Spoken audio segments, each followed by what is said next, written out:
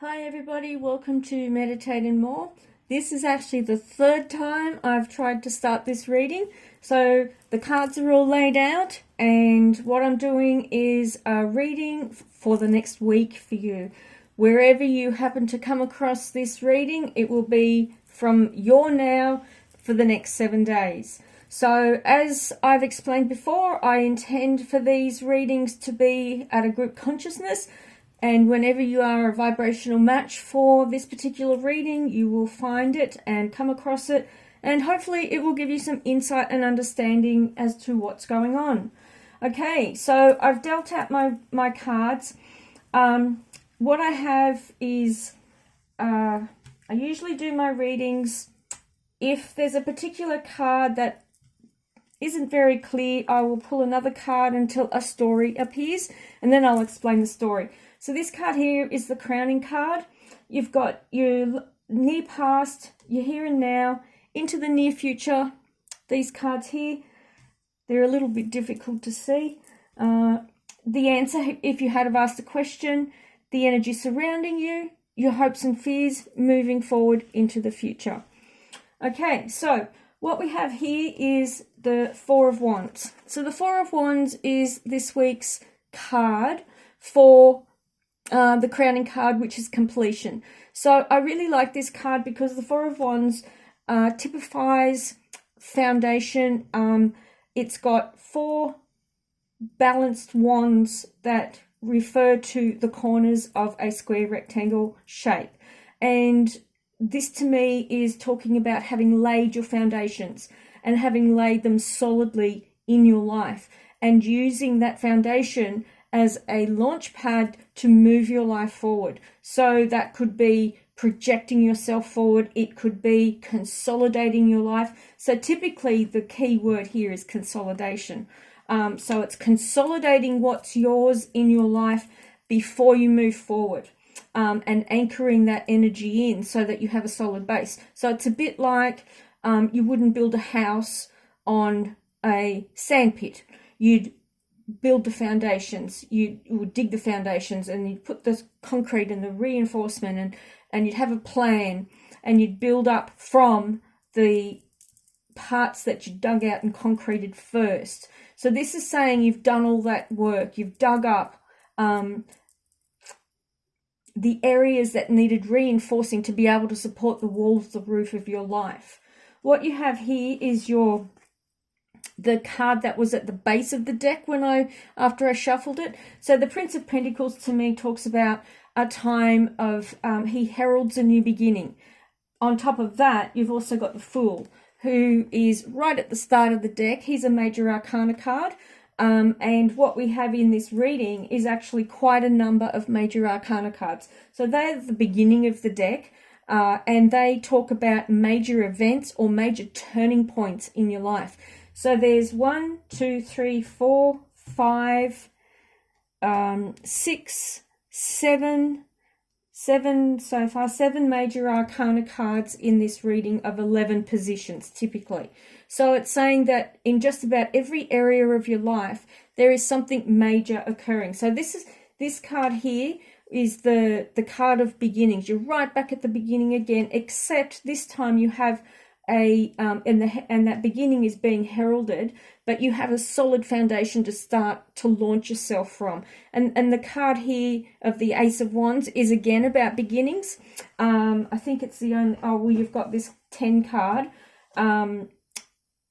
So it's also about the beginning of the wands, of the action steps that you take forward in your life. But this is saying you are going to be taking action. You are going to be making these things happen in your life instead of ideas, which is what your Ace of Swords is. This is about actually doing it, putting it into practice, implementing your new beginning. So the 10 of Wands is saying that you have a very, very solid foundation to be working from. This typically talks about the end destination of the Pentacles journey. So the end destination is, it'd be like a family home. It actually can indicate an inheritance or a lump sum of money coming to you. from a family member or a supporting network. And on a spiritual level, on a higher level, it also indicates that you're being supported by your guides, your angels, the archangels. There is a lot of support around you at the moment in the time frame while you're moving forward.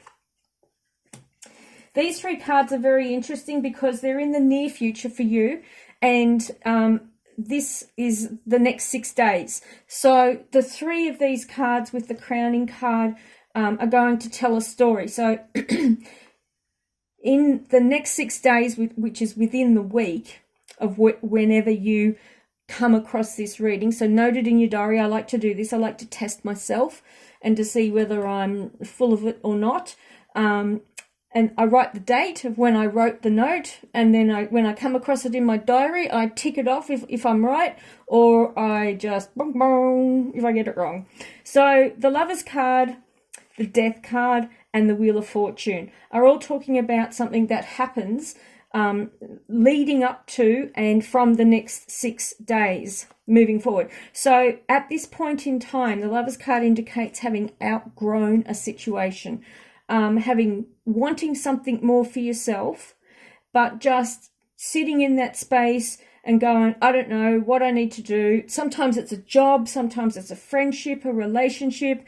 It can be just feeling as if you don't belong in an area even. You simply, it's time for you to move on. The Death card is saying there is no going back. This has ended. You've done what you needed to do. You've passed the test, so to speak. You've learnt the lesson. It's time to move on, and things are turning around. So whatever has ended, it's not as bad as it appears to be, because whatever the lesson has been incredibly valuable for you, and you'll find it comes around in a very rewarding way. Not in the next 6 days, but it has been the impetus for the beginning of a lot of change in your life.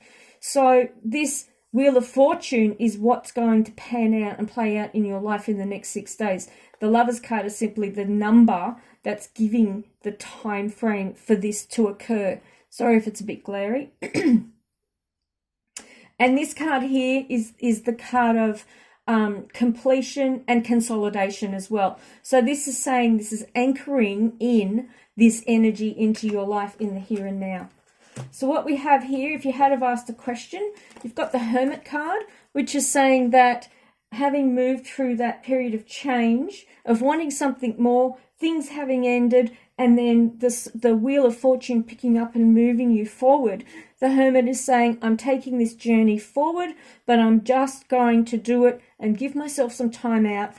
The Two of Swords, talks about finding balance, redefining your time, redefining your space. And I quite often refer to this card, I haven't seen it in any other deck referred to this, but it's a card of friendship. And it's a card of reaching out and just rebalancing yourself, reaching out to your friends if that's what you feel you need. If not, you've got this journey of solace, which is quite a beautiful card. Okay, so the energy that's around you, surrounding you, but you haven't actually stepped into it yet. This is the card of burden.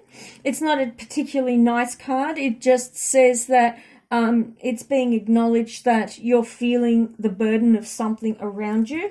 But what's going to happen is you're going to have a lot of information coming to you from overseas. This is typically communication, notifications.